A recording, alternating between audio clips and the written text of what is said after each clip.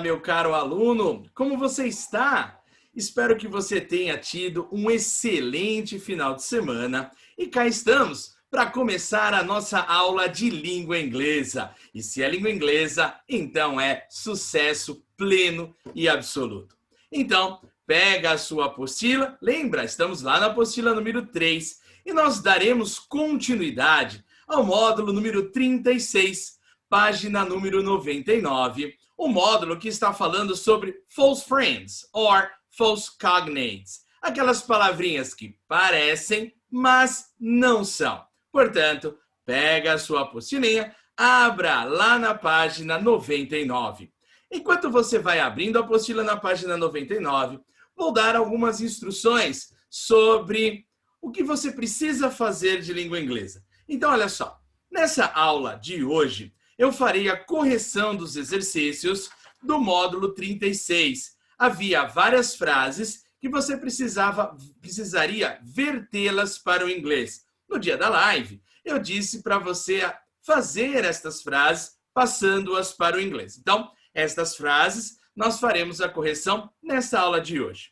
Deixei também na sala virtual, hoje, né, um link para uma atividade sobre genitive case. Mas é uma atividade um pouco diferente, porque ela é uma atividade que não é no Google Forms, mas eu fiz utilizando um outro recurso chamado WordWall. Mais ou menos como aquele joguinho, aquela disputa que nós fizemos na live. Então, depois que você assistir a aula de hoje, acesse o link que está na sala virtual para você responder essa atividade avaliativa.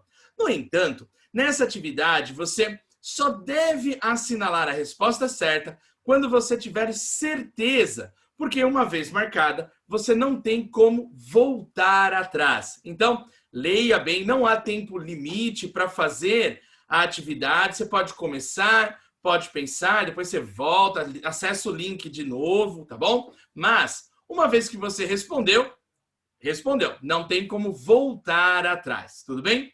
E aí, no final da aula de hoje também, eu vou deixar um videozinho, junto aqui com a minha aula, de um americano chamado Gavin. Ele tem um canal no YouTube chamado Small Advantages. E ele, como em inglês, estava aprendendo língua portuguesa. E ele sofreu muito com os falsos cognatos. Porque a gente pensa que é só a gente que sofre quando a gente está aprendendo inglês com falsos cognatos. Mas ele passou várias situações embaraçosas por não saber, né, por achar que aquela palavra em inglês era muito parecida com o português e tinha o mesmo significado. E aí ele acabou passando vergonha. E nesse videozinho que eu vou colocar aqui no final da nossa aula, ele vai contar aí um pouquinho para vocês sobre estas aventuras de aprender língua portuguesa e os falsos cognatos em português, o inverso de nós, tudo bem?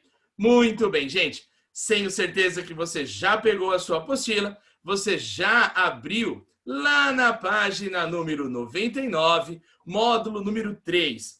Então, veja, lembra, falsos cognatos são aquelas palavras que parecem, mas não são. E a gente tem que ficar ligado, principalmente quando nós estamos aí lendo textos em inglês, o que você vai precisar fazer muito na sua vida. Então, a gente precisa tomar um certo cuidado com estas palavrinhas. Da mesma maneira que os cognatos nos ajudam quando a gente está fazendo uma leitura do texto, os falsos cognatos podem nos derrubar. Então, na live, nós fizemos o exercício número 1. Então, a gente colocou a tradução de todos esses termos, nós já passamos por esse exercício. Caso você tenha perdido algum, você pode pausar a aula que você tem as respostas aqui, né? Caso você tenha perdido a live, então você tem as palavrinhas aqui. Exercício número 2, nós também já o fizemos juntos lá no dia da nossa live. Aliás, quero agradecer a participação de você, aluno do primeiro ano, nas lives, que está dando um verdadeiro show. Parabéns pela participação, tudo bem? E aqui estamos no que você precisaria fazer. Então, de verdade, a nossa aula hoje começa lá na página 100, onde nós temos aí 10 frases para nós vertermos para o inglês. Verter para o inglês? Do que você está falando? Quando a gente pega alguma coisa de uma língua estrangeira e a gente escreve na nossa língua, nós estamos fazendo uma tradução. Agora, quando a gente pega algo na nossa língua materna e está passando para uma língua estrangeira, isso a gente chama de versão. Por isso, eu não estou traduzindo as frases, mas eu estou vertendo-as para a língua inglesa, tá bom? E aqui você tinha um grande desafio. Para você que fez, tenho certeza que saiu muito bem.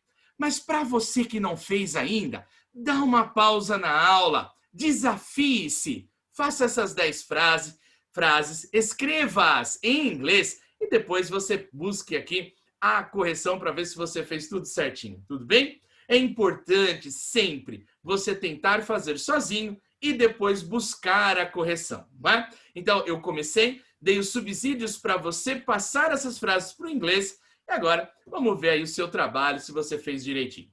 A número 1 dizia assim: houve uma discussão entre mãe e filha sobre quais fantasias elas deveriam usar.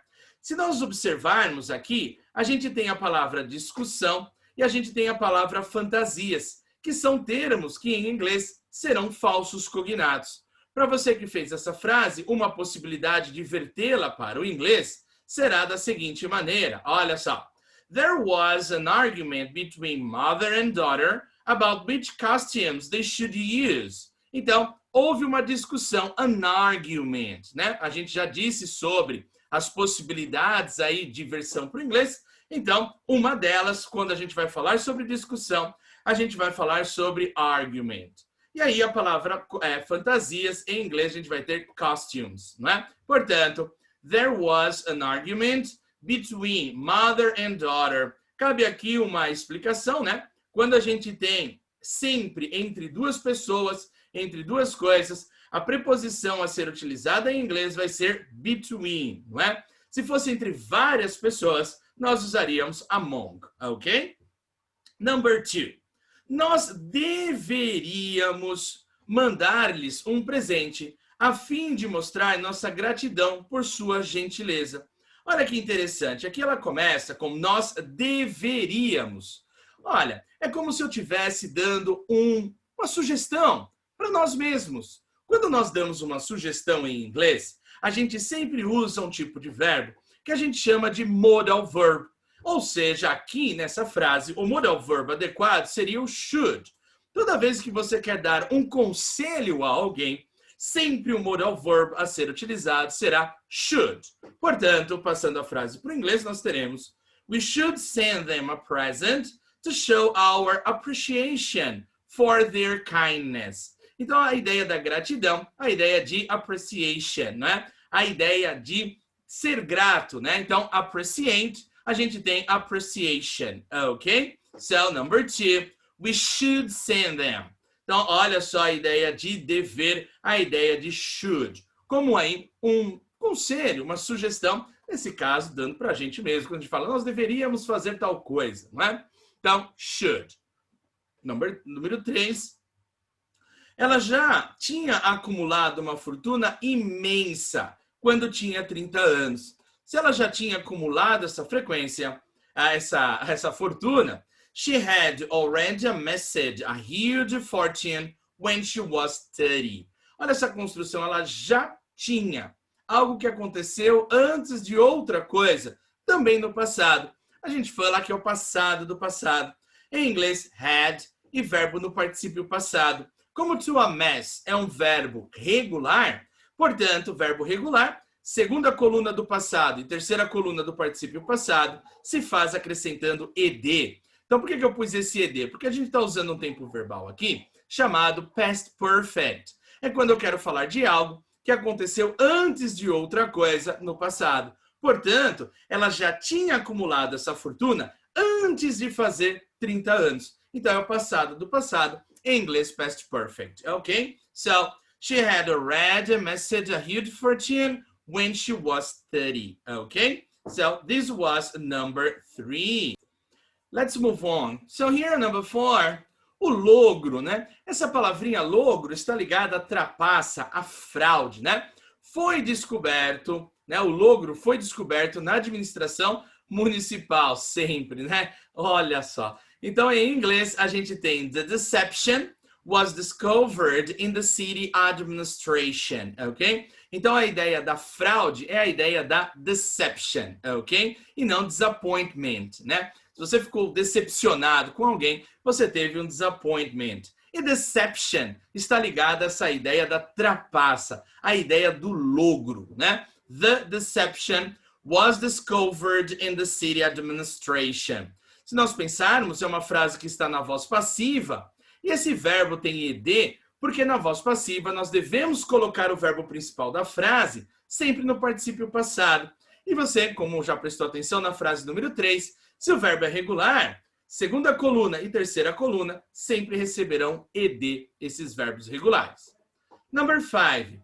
Os condimentos são uma mercadoria importante no Oriente. Passando para o inglês, spices are important commodity in the East, né? A ideia da mercadoria, do comércio. Então, a gente tem a palavrinha trade, ok? A gente tem a palavrinha commodity, né? Eu estava pensando em outra coisa, estava pensando em comércio e aqui a gente está falando em mercadoria. Então, mercadoria, a gente está falando em commodity, ok? So, spices are important commodity in the East.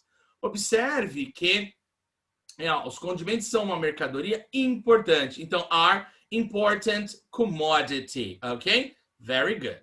Number 6. Eles receberam pelo menos 200 inscrições para o curso.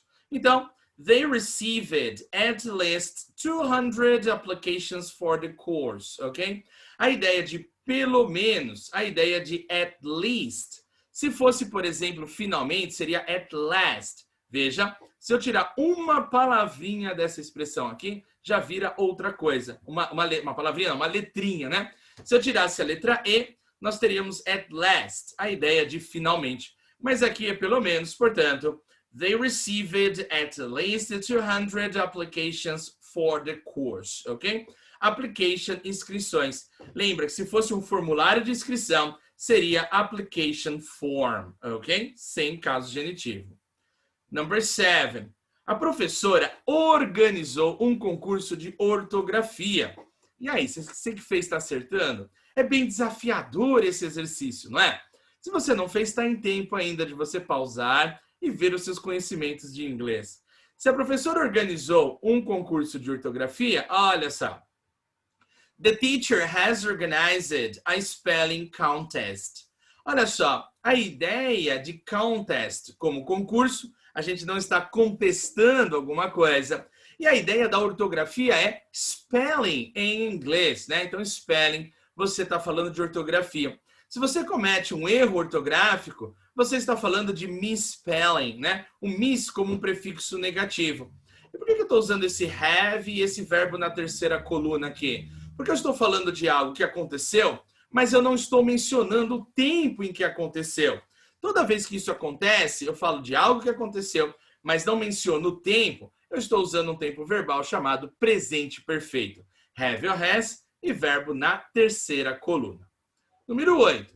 Os pessimistas geralmente supõem o pior. Portanto, em inglês, pessimistas usually assume the worst, né? Olha lá, the pessimistas, ou simplesmente pessimistas, porque são pessimistas de maneira geral, né? Não precisamos usar the aqui antes, né? Porque senão a gente substantiva o adjetivo e daí em inglês não fica certo. Então, pessimistas usually assume, olha aí, a ideia de supor alguma coisa e não a ideia de assumir algo, né? Então, usually assume the worst, ok? Eles assumem o pior.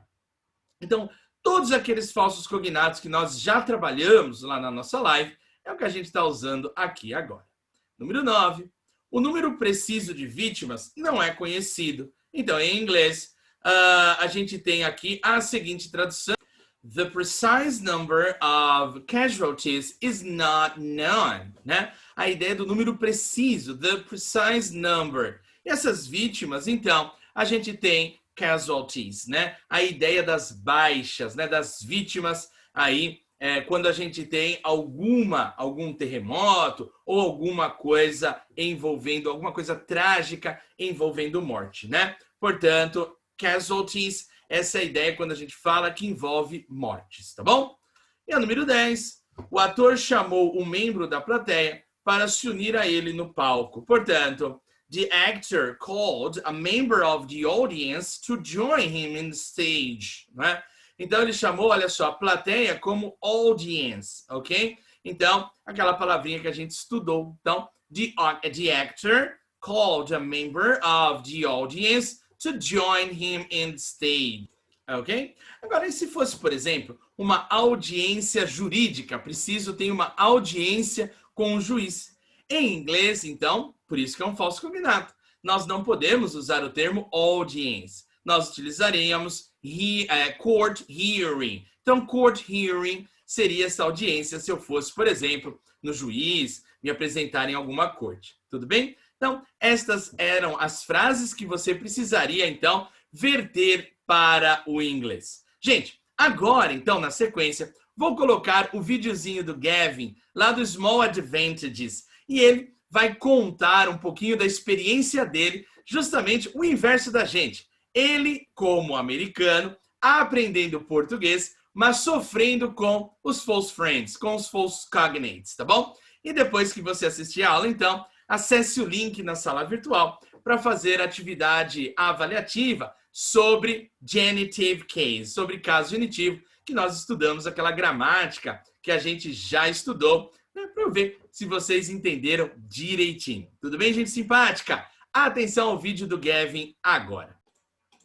Oi pessoal, eu sou o Gavin, o americano aprendendo português, e hoje eu gostaria de falar um pouco sobre 5 palavras que me atrapalhavam de vez em quando no começo de aprender português. São falsos cognatos, ou seja, são palavras que em português parecem muito palavras de inglês, só que tem definições diferentes. Por causa disso, podem ser bem perigosas para usar. E espero que ajude um pouco, saber um pouco mais do caminho contrário a minha aprendizagem do português para vocês, quando aprender um pouco mais sobre inglês e como funciona a cabeça de um gringo aprendendo português, tá? Então, vamos lá.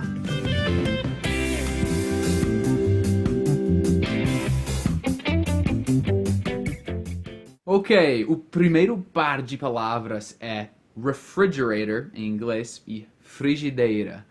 Refrigerator quer dizer geladeira, mas o nome da máquina em inglês tem um apelido que é fridge.